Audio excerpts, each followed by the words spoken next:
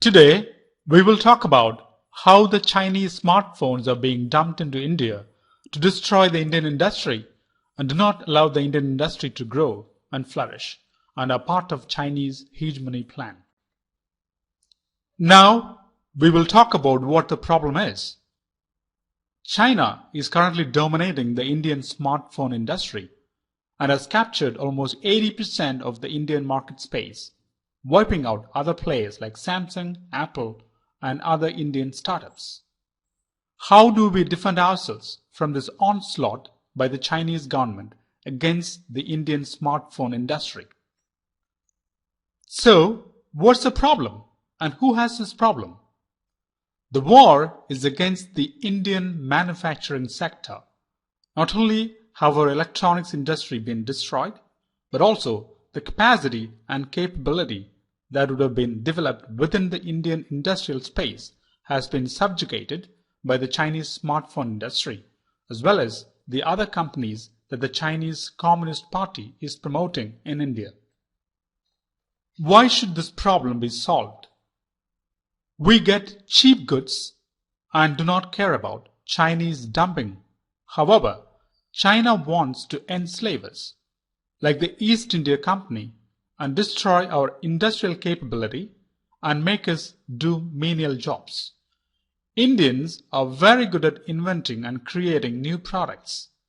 By allowing these ready-made, cheap, low-quality products to flood our market, they are destroying what could be a blessing to the world and humankind for what India can achieve, as well as the enslavement of the people of Southeast Asia. How will we know if this problem has been solved? The only way we would know if this problem has been solved is if all the smartphones made in India contain Indian components. During the standoff in Ladakh, a lot of Chinese companies started lying, using their Indian collaborators who work for a salary for these Chinese, saying that these products are made in India. That is the exact only thing that is done in India, is to get the components and do the assembly. That does not count as made in India. By any standards, we are under a grave threat as high as the East India Company was and how they enslaved India. China is using the same divide and rule playbook against India, and we need to fight this cowardly attack on us so that we do not get subjugated again. Let's give you some background information on how the Indian market space is dominated by Chinese brands. How is China playing the game, what their strategy is, and what they are doing to subjugate the Indian smartphone as well as the overall Indian industry. As part of this Chinese war against the Indian industry, there is a many-pronged approach that is being followed by the Chinese Communist Party against India to subjugate India and not allow India to reach its true potential. The smartphones we buy, which are made by China and our Chinese brands, are heavily subsidized by the Chinese government so that they can destroy Indian industry. This has been an approach used across the world where cheaper phones are flooded into the market. They suppress local and indigenous production, and then prices are raised so that later they can recoup their losses, if you'd like to call it, or make profits. This is part of the Chinese game plan that needs to be fought against by India, and not only India, but every country in the world. China, in its blatant violation of all industrial norms, they were welcomed into the World Trade Organization. They only followed WTO rules by saying they do it, but they break every law they can get, so that they can take over and make a profit. The Chinese have no moral values. Their only moral value is how do I take advantage of you and make money. The intellectual property for the phone was stolen from everywhere that it could. This is an age-old Chinese tradition and was also a strategy used in the 1800s when Chinese students were sent in the thousands all over the world to learn technology and bring it back to China. However, because of lousy leadership, this led to what is called the Boxer Rebellion and led to a lot of death and destruction in China. Now, we do not wish the Chinese people do the same. It is just that we do not want to get subjugated by China. We do not wish to be enslaved. We do not want to be your slaves. We want to be free to make our own decisions, to buy what we want, to do what we want. And we do not want to be enslaved by you using your debt trap diplomacy by every means possible that you are using to destroy our industry and the way you think you can treat us. The Chinese also believe that the Indians are an inferior race because we have darker skin. And this is why they feel they can treat us any way they want.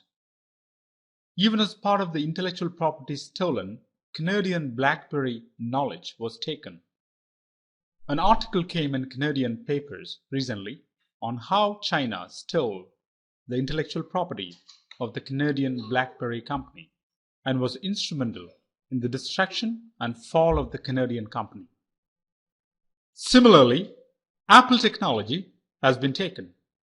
The designs, how things are made, inside everything has been stolen using people who have worked in the Chinese factories. In China, they have used any means and every means possible to understand how Apple phones were designed and used it to create their clones and copycats. 80% of all the world's fake products come from China. China is the source of a lot of duplicate products and is in an all-out war against the world in terms of copycat and low-quality fraudulent behavior. Android has not been stolen because it did not need to be plagiarized, because it is available for free, which is the only reason you will never hear of people who make the Android technology complain that their intellectual property has been stolen. Recently, China came up with an operating system that they said was their own. But under the cover, it was found that it was Android technology with a Chinese veneer over it. That is China for you. Let's have a look at Chinese brands in India. There are currently some major Chinese brands in India. These are Johnny, who makes the popular phone Redmi, Vivo, Realme, Awful, which makes the E-series phones, and a company called OnePlus. These and any other Chinese companies are subsidized by the Chinese government to destroy Indian industry and needs to be fought against. What is our defense against dumping? How do we defend ourselves against this dastardly Chinese dumping plan? We have to follow a 3-year project to fight this Chinese dumping strategy. Labor is not counted towards the amount of Indianization that has gone into your product. In the first year, 33% of all components should be made in India. Now, when we say 33% of parts, they will have to have a weighted value. You would have a list of all components that are going into your phone, how much they all cost, each component, and how they total up. Because the Chinese are very good at lying and telling you that we change this little component which costs, say, 1 rupee, and they will say, oh, you know what it is? 1% of the element. And that has to be guarded against. The smart and devious ways that the Chinese will use. In the second year, 66% of components should be made in India, or else a max of 66% tax can be imposed. This tax amount is 66 minus the amount that has been Indianized. So, if in the first year 33% was made in India as agreed, and the second year none of that was achieved, the tax on that product would be 33% at source.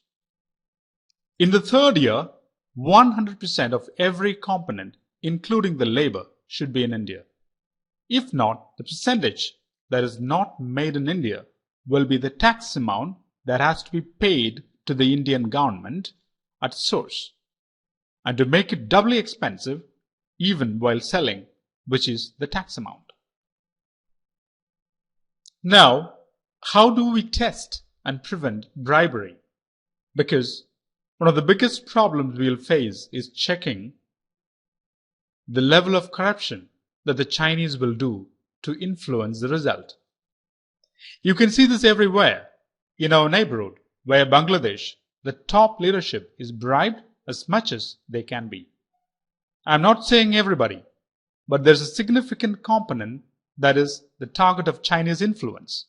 We also see this in Nepal, where their Prime Minister Oli, who was funded by the Chinese government during the communist insurgency and takeover, he has now become a Chinese puppet and uses divide and rule policies as devised by China to turn brother against brother. So, how do we test and prevent bribery?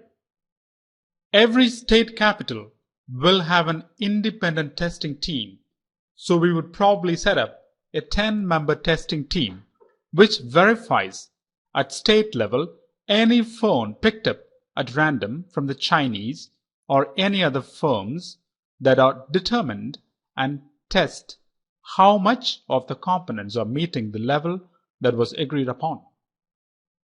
There will be one central team to resolve any internal disputes, which will have limited veto power, which can only happen if there is a difference of 2% between what the state capital independent testing team has identified and what the central organization has identified. Any errors that are determined by either the state or central team, every member of the state or the central team will be given $100,000 from the offending company tax-free. However, if bribery is detected for any of these members, either as an individual or as a group, if at the individual level, everything he owns under his name, his wife's name, his children's name, and his parents' name will be nationalized and taken over by the government. Also, if it is determined that the bribery is at the group level, the entire team or the members of the team who are accused and verified against this bribery will have everything of us taken and put in jail for 10 years. The final result that we would like to achieve is to stop the Chinese dumping of their products into India using every loophole they can find to do this. All goods which are smartphone related have to come from one port and one port alone. And that will be the Mumbai harbor. Why so? That everything comes through one centralized hub and can be checked against, and Mumbai, because you will have to go to a certain point to deliver and cannot dump your goods in other harbor. This will also build the Indian industry and allow for components to be made in India, protect Indian people against Chinese dumping, and stop Chinese bullying behavior and enslavement of all Indian people. And when I say the Indian people, I consider everybody who lives in the Indian subcontinent, whether it be Pakistan, Nepal, Bangladesh, Sri Lanka. All of us are under this substantial Chinese threat. We may not see it, but we feel it all around us. Thank you.